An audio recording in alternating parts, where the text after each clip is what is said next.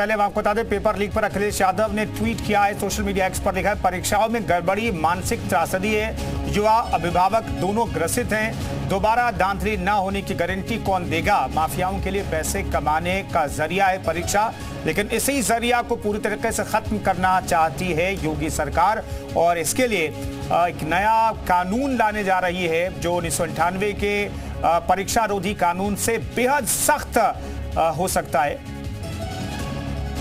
अभिषेक माथुर हमारे साथ अलीगढ़ से मौजूद है, हमारे सहयोगी। अभिषेक, अलीगढ़ के लोग और जो परीक्षार्थी वो क्या कह रहे हैं सरकार के इस तैयारी को लेकर के? बिल्कुल, देखिए हमारे साथ सेंटर पॉइंट पर एक एकेडमी है, उसके टीचर हैं और जो तमाम छात्र हैं जो कंपटीशन की तैयारी करते हैं वो सभी लोग मौजूद हैं। सभी से एक एक करके जानेंगे कि कितनी तैयारी, कितनी मेहनत वो करते हैं और उसके बाद जब उनको पता चलता है कि पेपर जिसको दे करके आए हैं वो लीक हो गया है तो क्या उनके ऊपर बीतती है। और ऐसे में योगी सरकार जब ये कानून लेकर के आ रही है कि जो पेपर लीक करेंगे उनके खिलाफ कड़ी कार्रवाई होगी अब की बार, तो इसी मुद्दे पर जो है सभी लोगों से जानने की कोशिश करेंगे। सबसे पहले सर आपसे जानना चाहेंगे, काफी बच्चे मेहनत करते हैं एग्जाम के लिए, दिन रात एक कर देते हैं, जब पता चलता है उनको कि पेपर लीक हो गया, ऐसे में उनके ऊपर जो बीतती है वो वही जानते हैं।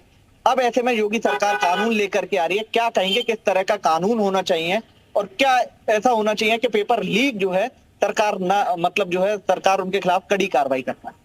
देखिए, सबसे बड़ा मसला तो इस बात का है कि पेपर लीक जो हो रहा है वो हो क्यों रहा है। पेपर इतनी बल्क संख्या में हो रहा है जिसका कोई जवाब नहीं। 5-5 साल तक वैकेंसी नहीं आती और 5 साल के बाद अचानक से एक साथ वैकेंसी आती है। अफरा तफरी में पेपर होंगे तो डेफिनेट वो पेपर लीक होंगे। कानून तो पहले से विद्यमान है, अगर उन कानून को और बढ़ा करके चढ़ा करके आगे, लेकिन उनका इम्प्लीमेंटेशन बहुत जरूरी है ना, कि वो अगर इम्प्लीमेंट होते हैं तो कानून का मतलब बनता है। अगर वो इम्प्लीमेंट ही नहीं हो रहे तो ऐसे कानून का कोई मतलब नहीं बनता। पेपर लीक होने के बाद पेपर, बच्चे की क्या फीलिंग है, आप ऐसे समझो किसान पूरे 4 महीने 5 महीने अपनी फसल तैयार करे और जिस दिन वो अपनी फसल काटने वाला हो और उसी दिन ओले पड़ जाएं तो उसके दिल पर क्या होगी। सेम स्थिति बच्चों के साथ होती है। बच्चा एग्जाम देने जा रहा है और एग्जाम के टाइम उसे पता चलता है कि जिस पाली में वो बैठा है इसका पेपर तो सुबह ही लीक हो गया था, तो वो कितनी भी तैयारी करे कोई फायदा उसका होने वाला है नहीं। इसलिए बहुत ज्यादा जरूरी है कि कानून तो बना बहुत बेहतर है, आप इंप्लीमेंट करें बहुत जरूरी है, लेकिन पूरी भर्ती व्यवस्था को सुदृढ़ करना बहुत इंपॉर्टेंट है। जैसे कल यूपीएससी का पेपर हुआ, हर साल वैकेंसी आती है, अगर आप 5 साल में एक बार यूपीएससी कराएंगे तो क्या क्रीम ले पाएंगे? जब आप यूपीएससी हर साल करा रहे हैं, भले ही वो सेंट्रल गवर्नमेंट कराती है, सेंट्रल और स्टेट दोनों जगह गवर्नमेंट एक ही है, तो क्यों ना हम एक पूरा कैलेंडर जारी करेंगे, इस डेट में यूपी पुलिस का फॉर्म आएगा, इस डेट में इसके लिए फिजिकल अपीयरेंस होंगे, यहाँ रिटन एग्जाम होगा, अब इसकी मेरिट लगेगी, इस दिन ये अध्याशन आना है। मतलब प्लानिंग हमारे पास नहीं है, हम बहुत जल्दबाजी में कार्यक्रम करते हैं, तो ऐसा नहीं होना चाहिए। भर्ती वोट बैंक को हटा करके थोड़ा सा कायदे में सोचना चाहिए कि जो जनता के हित का विषय है। बिल्कुल, देखिए और भी लोग हैं जिनसे हम जानने की कोशिश करेंगे। आपसे जानना चाहेंगे, सरकार इस तरह का कानून लेकर के आ रही है कि जो पेपर लीक में शामिल होंगे उनके खिलाफ कड़ी कार्रवाई की जाएगी, क्या मानते हैं आप? देखिए, जब बच्चा पेपर की तैयारी करता है तो बहुत उम्मीदों के साथ तैयारी करता है और जब उसे पता चलता है कि पेपर लीक हो गया है तो उसका एक पूरा मनोबल डाउन हो जाता है और आगे की तैयारी के बारे में बच्चा सोच ही नहीं पाता है। और एक बच्चे का भविष्य एक पेपर पे बहुत निर्धारित करता है, उसके फ्यूचर पे निर्धारित करता है और बच्चे का भविष्य एक तरीके से आप पेपर लीक होने की वजह से एक तरीके से अंधेरे में जा रहा है, जिसको लेकर ये सरकार अब कानून ला तो रही है, लेकिन हम देखें वैकेंसी के बारे में, वैकेंसी बहुत कम से कम होती जा रही है और इस वैकेंसी को देखकर बच्चे और अपने भविष्य को गर्दन में पाए जा रहे हैं। बिल्कुल, देखिए और भी स्टूडेंट हैं जिनसे हम जानेंगे। आपसे जानना चाहेंगे, आप तैयारी करते हैं, कराते हैं, क्या मानते हैं इस तरह का कानून आ रहा पेपर लीक? नहीं, कानून तो पहले से भी जैसे सर ने बताया है, बात कानून की नहीं है, बात है कानून को हम कैसे अच्छे से लागू कर रहे हैं। आप देख पा रहे हैं वर्ष 2024 तो ऐसे हो गया जैसे कि पेपर लीक के लिए ही बना है। उससे पहले उत्तर प्रदेश पुलिस का हुआ है, यूपी पीसीएस का हो चुका है, यूपी आरओ का हो चुका है और अब नीट का पूरा मसला चल रहा है। अभी बोल रहे हैं हम कानून ला रहे हैं। आप बताइए, कानून लेकर आएंगे फिर उसे आप स्टेब्लिश करेंगे, आप लागू करेंगे, लेकिन ऐसी चीजें चलेंगी कब तक? एक अगर बच्चा तैयारी कर रहा है और वो पढ़ रहा है और वो एग्जाम देने जा रहा है, वो इसलिए जा रहा है कि वो जाएगा, इतनी मेहनत की, दिन रात पढ़ते हैं बच्चे, हम पढ़ाते हैं, यहीं पर हमारा सेंटर है। मतलब जो 45 दिन का समय दिया था इन्होंने पुलिस के लिए, सिर्फ स्पेशल पुलिस के लिए, बहुत छोटे लेवल की मैं लौटता हूं, प्रवीण हमारे साथ मौजूद है। प्रवीण, आपके साथ जो लोग मौजूद हैं उनसे पूछिए कि कड़ा कानून 1 से 10 करोड़ का जुर्माना और उम्र कैद तक की सजा, और अगर गैंगस्टर लगा तो बुलडोजर एक्शन, इससे पेपर लीक होने की समस्या खत्म हो जाएगी क्या?